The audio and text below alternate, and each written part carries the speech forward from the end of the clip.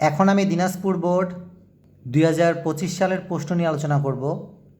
এখানে উদ্দীপকে লেখা আছে একটি কার্নো ইঞ্জিন 327 ডিগ্রি সেলসিয়াস তাপমাত্রার তাপ উৎস থেকে 2.5 10⁶ জুল তাপ শক্তি গ্রহণ করে এবং 27 ডিগ্রি সেলসিয়াস তাপমাত্রার তাপগ্রাহকে তাপ বর্জন করে।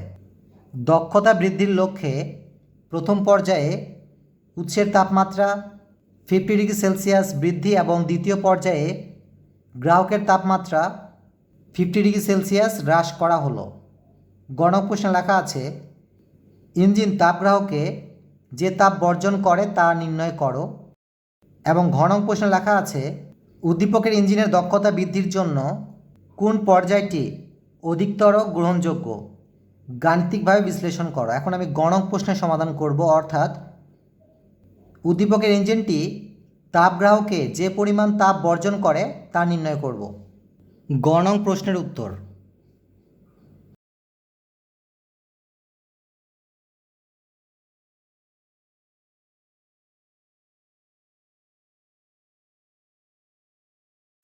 এই অঙ্কিত চিত্রটি একটু খেয়াল করুন। এটি হচ্ছে উদ্দীপক অনুসারে কার্নো ইঞ্জিনের চিত্র।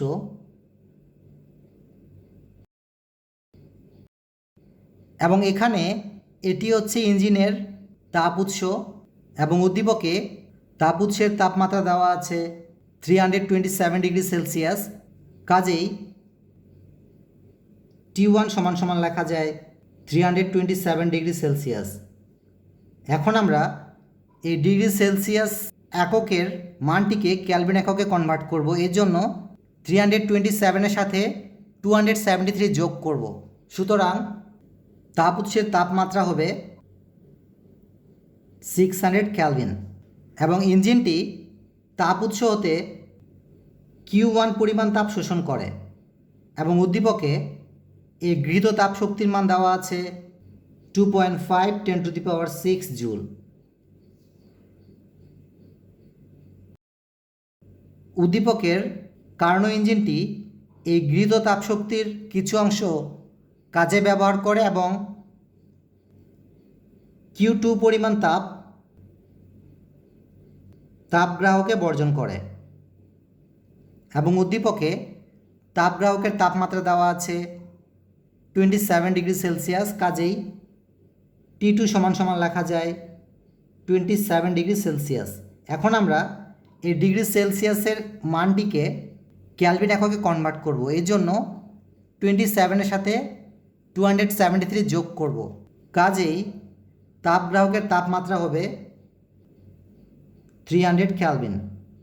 এবং গণক প্রশ্নে লেখা আছে ইঞ্জিন তাপগ্রাহকে যে পরিমাণ তাপ বর্জন করে তা নির্ণয় করো, অর্থাৎ ইঞ্জিন কর্তৃক বর্জিত তাপের পরিমাণ নির্ণয় করতে হবে, অর্থাৎ Q2-র মান আমাদের নির্ণয় করতে হবে।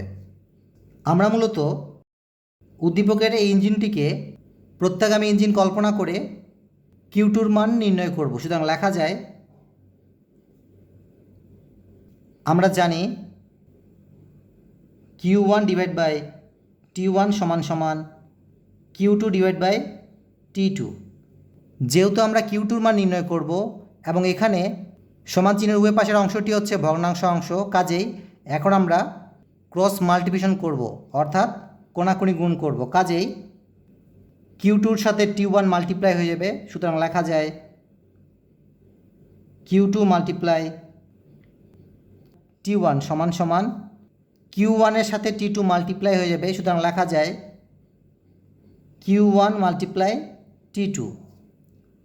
যেহেতু আমরা Q2-র মান নির্ণয় করব এবং Q2-র সাথে T1 গুণ অবস্থায় আছে, যা ডান পাশে গিয়ে ভাগ হয়ে যাবে। সুতরাং লেখা যায় Q2 সমান সমান T1 ডান পাশে গিয়ে এই দাগটি নিচে চলে যাবে এবং উপরে থাকে Q1 × T2 বা Q2 সমান সমান এখানে উদ্দীপকে Q1-এর মান দেওয়া আছে 2.5 10⁶। কাজেই Q1-এর পরিবর্তে হবে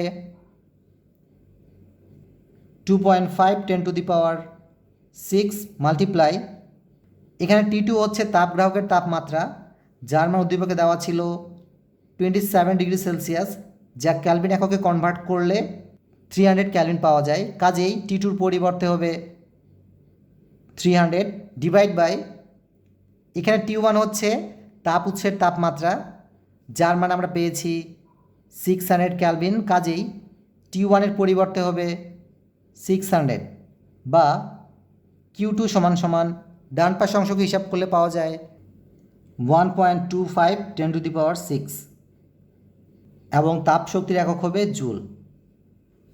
অতএব উত্তর হিসেবে লেখা যায় উদ্দীপকের ইঞ্জিনটি তাপগ্রাহকে 1.25 10⁶ জুল পরিমাণ তাপ বর্জন করে। এখন আমি ঘ নং প্রশ্নের সমাধান করব। ঘ নং প্রশ্নে লেখা আছে উদ্দীপকের ইঞ্জিনের দক্ষতা বৃদ্ধির জন্য কোন পর্যায়টি অধিকতর গ্রহণযোগ্য, গাণিতিকভাবে বিশ্লেষণ করো। এখানে উদ্দীপকে দক্ষতা বৃদ্ধির লক্ষ্যে দুইটি পর্যায় অর্থাৎ দুইটি পদক্ষেপ অবলম্বন করা হয়েছে। প্রথম পর্যায়ে উৎসের তাপমাত্রা 50°C বৃদ্ধি করা হয় এবং দ্বিতীয় পর্যায়ে তাপগ্রাহকের তাপমাত্রা 50°C হ্রাস করা হয়। ঘ নং প্রশ্নের সমাধানের জন্য আমরা দুইবার দক্ষতার মান নির্ণয় করব। প্রথমবার শুধুমাত্র তাপ উৎসের তাপমাত্রা 50°C বৃদ্ধি করে এবং তাপগ্রাহকের তাপমাত্রা উদ্দীপক অনুসারে 27°C রেখে দক্ষতা নির্ণয় করব, এবং দ্বিতীয়বার তাপ উৎসের তাপমাত্রা 327°C রেখে শুধুমাত্র তাপগ্রাহকের তাপমাত্রা 50°C হ্রাস করে ইঞ্জিনটির দক্ষতা নির্ণয় করব, এবং প্রাপ্ত এই দুইটি পর্যায়ের দক্ষতা তুলনা করে কোন পর্যায়টি অধিকতর গ্রহণযোগ্য তা বিশ্লেষণ করব। প্রথমে আমরা প্রথম পর্যায়ে উৎসের তাপমাত্রা 50°C বৃদ্ধি করে দক্ষতা নির্ণয় করব। সুতরাং লেখা যায় প্রথম পর্যায়ে উৎসের তাপমাত্রা বৃদ্ধি করে দক্ষতা নির্ণয়। এটি হচ্ছে উদ্দীপকের তথ্য অনুসারে একটি কার্নো ইঞ্জিনের কার্নো চক্রের চিত্র, এবং যেহেতু প্রথম পর্যায়ে উৎসের তাপমাত্রা 50°C বৃদ্ধি করা হয়, কাজেই এই ইঞ্জিনটির উৎসের তাপমাত্রা T1 সমান সমান হবে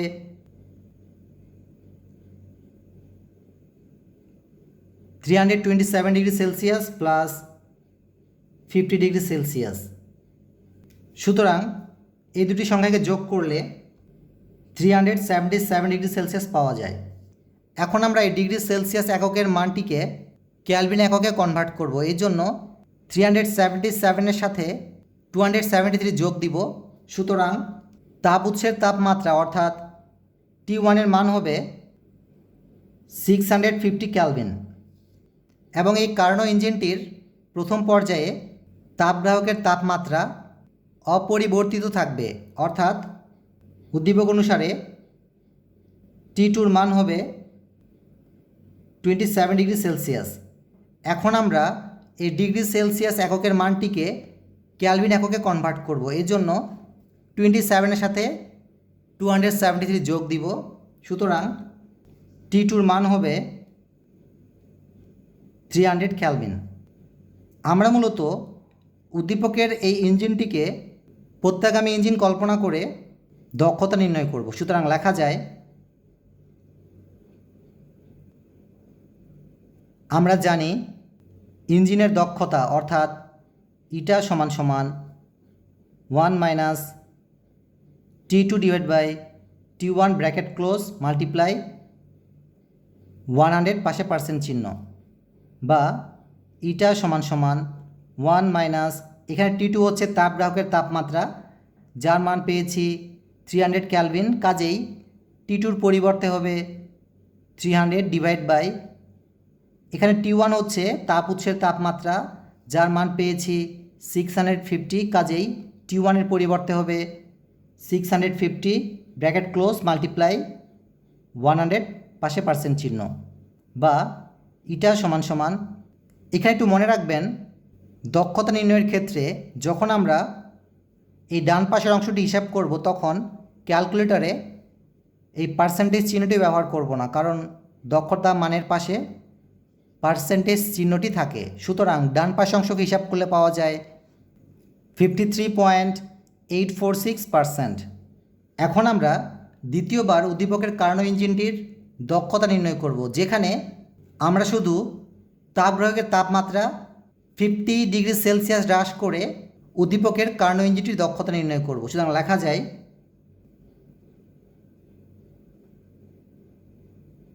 দ্বিতীয় পর্যায়ে গ্রাহকের তাপমাত্রা 50 ডিগ্রি সেলসিয়াস হ্রাস করে দক্ষতা নির্ণয়।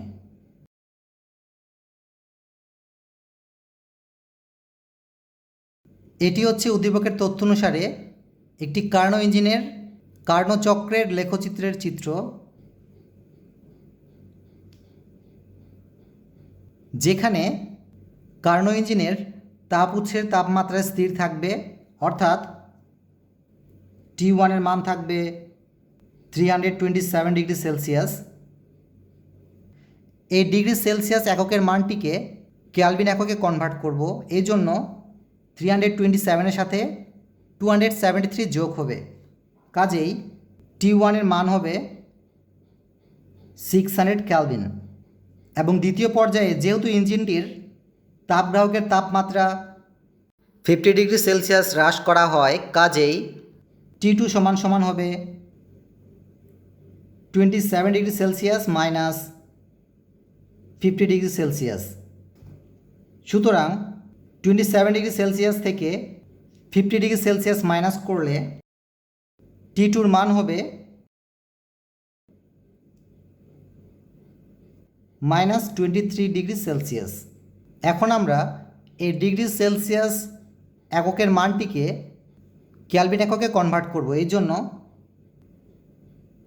-23 সাথে 273 যোগ হবে এবং তাপমাত্রার একক ডিগ্রি সেলসিয়াস থেকে কেলভিন এককে রূপান্তর হবে। সুতরাং এই অংশটুকু হিসাব করলে পাওয়া যায় 250 এবং তাপমাত্রার একক হবে কেলভিন।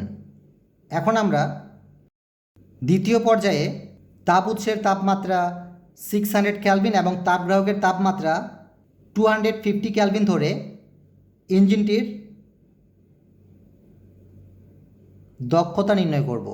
আমরা মূলত উদ্দীপকের কার্নো ইঞ্জিনটিকে প্রত্যাগামী ইঞ্জিন কল্পনা করে দক্ষতা নির্ণয় করব। সুতরাং লেখা যায়,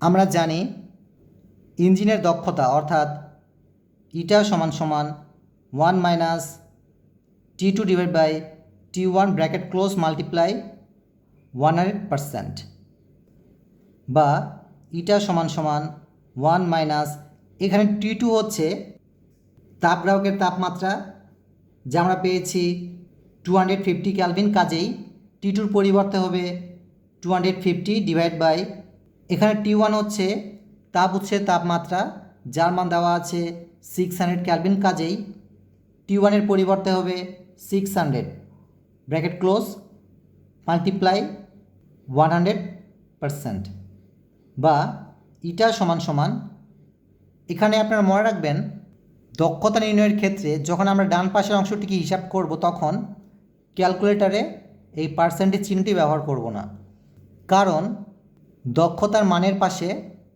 পার্সেন্টেজ চিহ্নটি থাকে। সুতরাং ডান পাশের অংশকে হিসাব করলে পাওয়া যায়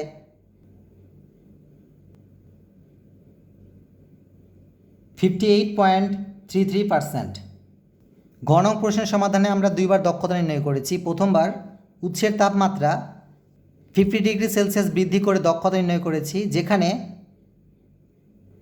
ইঞ্জিনটির দক্ষতা হচ্ছে 53.846%, এবং দ্বিতীয়বার তাপগ্রাহকের তাপমাত্রা 50 ডিগ্রি সেলসিয়াস হ্রাস করে উদ্দীপকের কার্নো ইঞ্জিনের দক্ষতা নির্ণয় করেছি, যেখানে ইঞ্জিনটির দক্ষতা হচ্ছে 58.33%।